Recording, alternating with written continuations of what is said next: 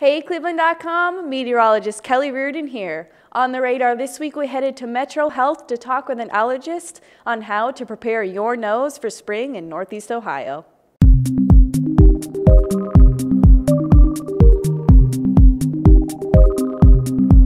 So I'm Dr. Julie Sterba, and I'm an allergist immunologist for MetroHealth Medical Center. So unfortunately, we start seeing spring allergy symptoms in patients before we typically see the pollens in our area, and that's because there are areas ahead of us in the growth cycle, and pollen molecules do travel hundreds of miles through the wind. We actually have fairly distinct pollen seasons.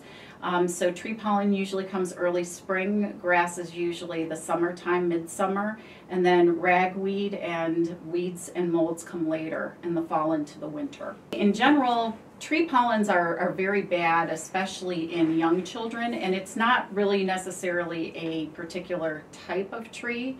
So many of the trees in this area, they're just highly allergenic for young children. So they will get a lot of sometimes nasal swelling as well as eye swelling, and sometimes the eye swelling in particular can look very pronounced. So I think it is reasonable to try an over-the-counter allergy medication if you're comfortable with that.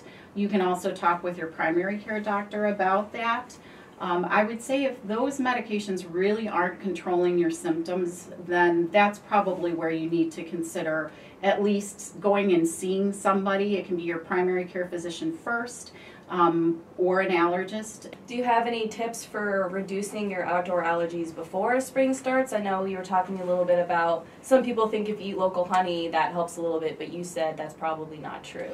Typically, we don't see that to have a strong benefit for allergies, mainly because we do desensitize people to pollens if they're severely allergic. But it's a very, very slow process, and it takes many years. So you'll hear people talk about getting allergy shots. That's a desensitization process. So it is very effective, but it does take a very long time to see results.